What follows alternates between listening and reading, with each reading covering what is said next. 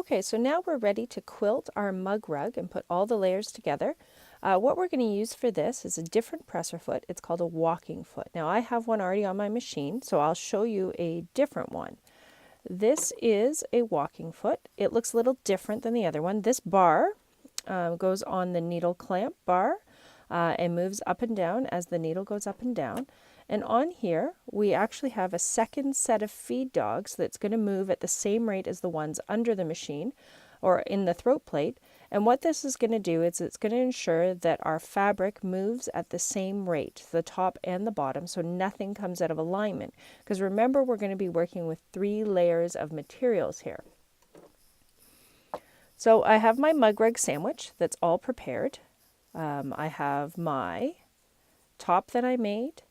I have the batting and I have the backing fabric all sandwiched together, and I've pinned it all in place. So now I'm ready to begin sewing. When I'm doing this, when I'm quilting, we always work from the center outward, and we're just going to work on straight line quilting here. We're not going to do anything fancy.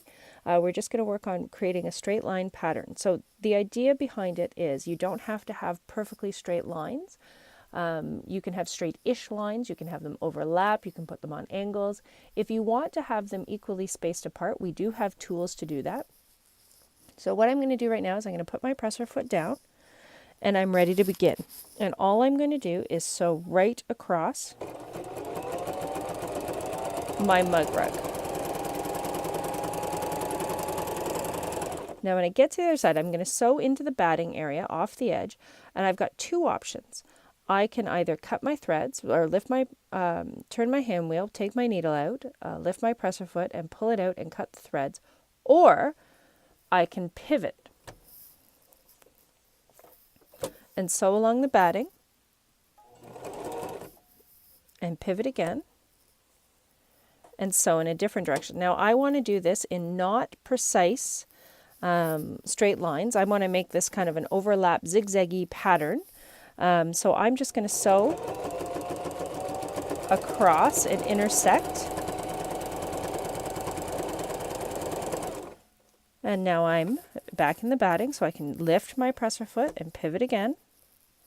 And if I wanted to, I could just pivot right here, sew across.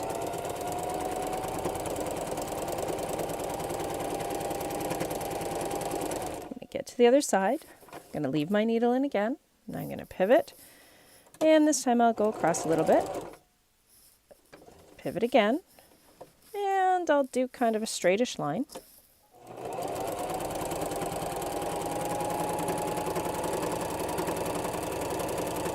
And this time we'll suspend disbelief and pretend I'm done. You're going to want to quilt the whole thing. You can do this in 1 or 2 tries. So we're going to pull it out, and I'm going to use my handy dandy thread snips to snip it. And here I have a lovely quilted work in progress. So all this is doing is making sure those 3 layers are secure together.